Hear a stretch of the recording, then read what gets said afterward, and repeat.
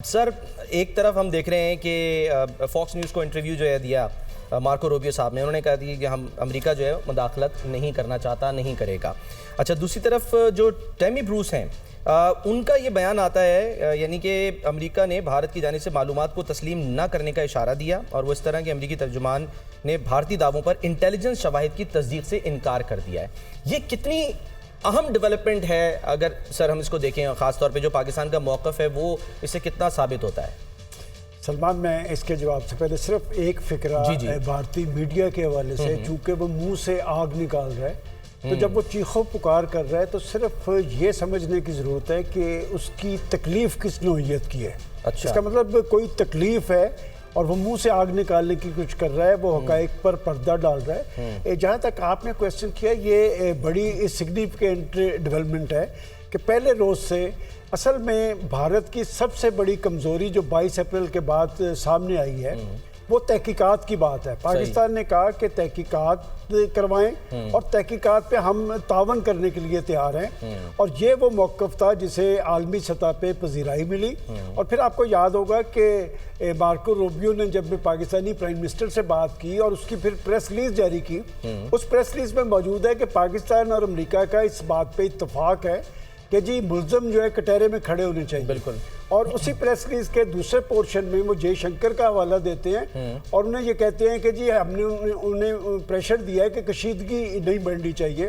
مطلب یہ کہ انہوں نے تحقیقات پہ آنے سے انکار کیا ہے، اور یہی وجہ ہے کہ دنیا کے کسی ایک ملک نے بھی بھارتی موقف کی تائید نہیں کی۔ اور میں سمجھتا ہوں کہ یہ اسے کوئی اللہ کا کرم کہیں یا اسلام آباد اور پنڈی کے اندر یکسوئی اور سنجیدگی اس کی وجہ کہیں کہ دنیا کے اندر پاکستان کے ذمہ دارانہ موقف کو پذیرائی ملی ہے، اس لیے کہ پاکستان نے کہا کہ آپ تحقیقات اور تحقیقات بھی شفاف۔ بات یہ کہ آج جب امریکی ترجمان نے یہ بات کہی کہ پاکستان شفاف تحقیقات چاہتا ہے، اور بھارت کی طرف سے آنے والی جو انفارمیشن تھی اس پہ اس نے سوالیہ نشان کھڑا کیا ہے، اور پاکستان یہ بات اس لیے کہہ رہا ہے کہ ماضی کے اندر بھارتی پروپیگنڈے کی وجہ سے ایک طرح سے پاکستان کو بریکٹ کیا جا رہا تھا دہشت گردی سے۔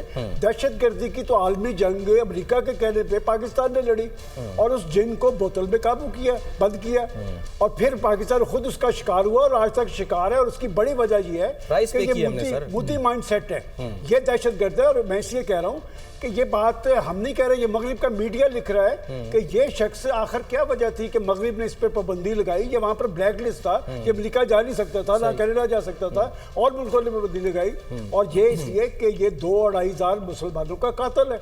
اور پھر اس کا میں نہیں کہتا، واشنگٹن پوسٹ کہتا ہے کہ چند ہفتے پہلے ان کی ایک رپورٹ آئی کہ امریکہ کے اندر ہونے والی دہشت گردی، کینیڈا کے اندر ہونے والی دہشت گردی، پاکستان، بنگلہ دیش، اور انہوں نے ملکوں کا نام لیا کہ نہ صرف دہشت گردی کروا رہا ہے، سکھوں کی ٹارگٹ کلنگ کر رہے ہیں۔ اور میں سمجھتا ہوں کہ کینیڈا کے پرائم منسٹر نے بڑی جرات دکھائی کہ تحقیقاتی رپورٹ پارلیمنٹ میں لائی، پارلیمنٹ کو بتایا، اور ان کے جو سفارتی ذمہ دار تھے انہیں وہاں سے نکالا۔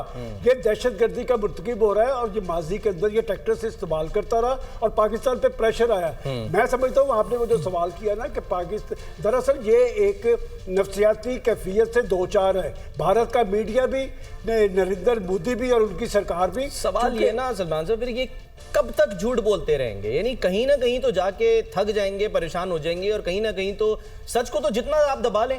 کل شامی صاحب یہ کہہ رہے تھے کہ پہلی موت سچ کی ہوتی ہے، اور وہ مارا ہے میڈیا نے، وہاں کے یعنی کہ مودی کے میڈیا نے جو ہے وہ سچ کو مارا ہے۔ دیکھیں سلمان، ابھی تک ان کی کسی نے تائید نہیں کی، اور یہ جو سچ ہوتا ہے نا، سچ اعتماد کا نام ہے، استحکام کا نام ہے، اور جھوٹ آپ ایک جھوٹ بولتے ہیں تو 100 جھوٹ آپ کو اور بولنا پڑ رہا ہے، اور وہ اسی پالیسی پہ کاربند ہے، اور ابھی تک ان کی بات بن نہیں رہی کسی جگہ بھی۔ دیکھیں میں آپ کو بتاؤں کہ آخر کیا وجہ ہے، اتنا بڑا ملک ہے، بات تحقیقات کی ہو رہی ہے، شفاف تحقیقات کی ہو رہی ہے، آج تک مودی سمیت کوئی ان کا حکومتی ذمہ دار، بلکہ میں آپ کو بتاؤں ان کے آرمی چیف جب پریس کانفرنس کر رہے تھے، ان سے ایک جرنلسٹ نے سوال کیا کہ اتنا بڑا واقعہ ہو گیا، آپ اس کی ذمہ داری لیتے اور اس کی تحقیقات پہ کیوں نہیں آتے؟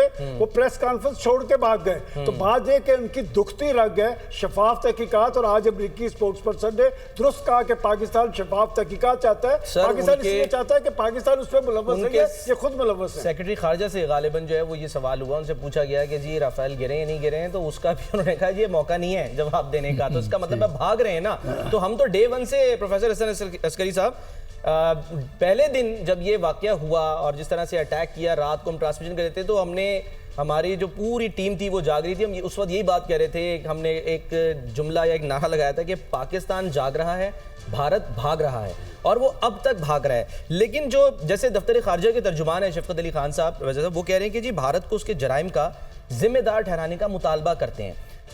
ظاہر عالمی برادری سے یہ جو مطالبہ ہے ہم کر سکتے ہیں, لیکن آپ کو لگتا ہے گجرات کے کسائی کو, جس کو ابھی سلمان غنی صاحب نے کہا کہ اس کو ویزا دینے سے انکار کر دیا تھا, اور اس کے بعد وہ پلوامہ کا ڈرامہ آرٹیکل 370 کو ریووک کرنے سے لے کے یہاں پہلگام تک پہنچا ہے, کوئی ذمہ دار اس کو ٹھہرائے گا؟ کیا ہم اس کو کسی عالمی عدالت میں کبھی لے جا سکیں گے؟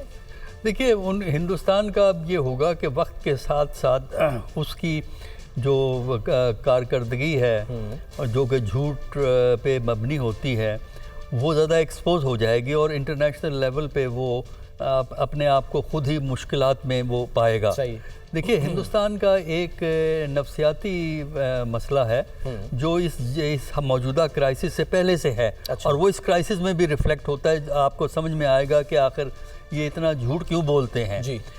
ان کا کرائسس جو ہے, نفسیاتی کرائسس انڈیا کا یہ ہے کہ اگر ساؤتھ ایشیا میں دیکھا جائے تو پاپولیشن کے لحاظ سے سب سے بڑا ملک ہے.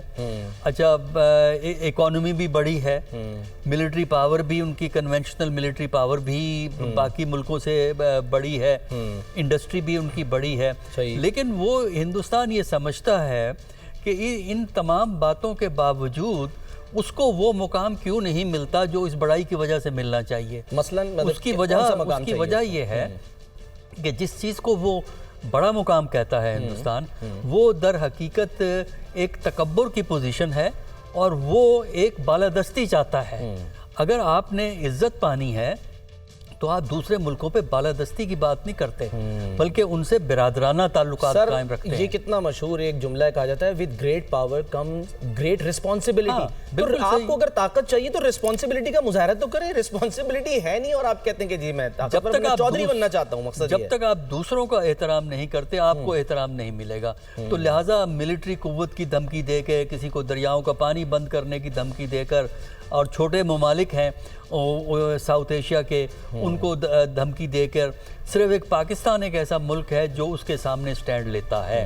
اور یہی وجہ ہے کہ وہ یہ سمجھتے ہیں کہ پاکستان کو ہم اسی طرح ٹریٹ کر سکتے ہیں جس طرح نیپال کو بعض دفعہ کرتے ہیں, کبھی کبھار بنگلہ دیش کو بھی ماضی میں انہوں نے کیا ہے, ایک سٹیج پہ سری لنکا کو بھی کیا ہے. وہ ایک سٹیج نکل گئی ہے, لیکن اب وہ تو اب اس مقام پہ بھی اگر آپ اس جنگ میں بھی دیکھیں تو ایک تکبر تھا. تکبر یہ تھا کہ ہم اتنی بڑی پاور ہیں اور ہم بس ایک ایکشن لیں گے اور سارا معاملہ طے ہو جائے گا. سر آپ ظاہر ہے کیونکہ ہسٹری کے آپ جو ہیں وہ استاد بھی ہیں, ہم نے ماضی میں دیکھے ہیں نا ایسے کیسز. آپ کو یاد ہوگا وہ جو 1995 کا غالباً سربنیچا کا جو واقعہ تھا جس میں مسلمانوں کو مارا تھا سربوں نے, 8000 غالباً مسلمانوں کا, اس کا قتل عام کی پاداش میں آپ کو یاد ہوگا 3 ایک بہت اہم کردار تھے جن کو سزائیں دی گئی تھیں. ٹھیک ہے, سلوبودن ملوسیوچ, رادوون کارادچ اور ریٹکو ملاڈچ. انٹرنیشنل کورٹ نے دی. ایگزیکٹلی. ایک تو مر گیا تھا اندر ہی جیل میں جب ٹرائل چل رہا تھا, 2 جو ہیں وہ آج اندر ہی موجود ہیں, بھگت رہے ہیں.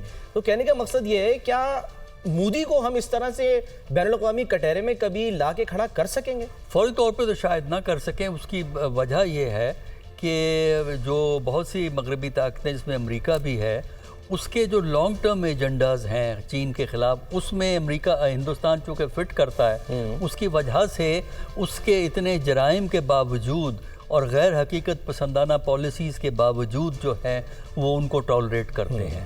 لیکن آپ یہ دیکھیے کہ اس جو واقعہ اس وقت چل رہا ہے, جو اس کو اگر آپ سامنے رکھیں تو ہندوستان اور امریکا ایک اسٹریٹجک پارٹنر ہیں, لیکن اس کے باوجود امریکہ کی جو پوزیشن ہے اس تنازع پہ وہ ہندوستان کی پوزیشن سے بالکل ہٹ کے ہے.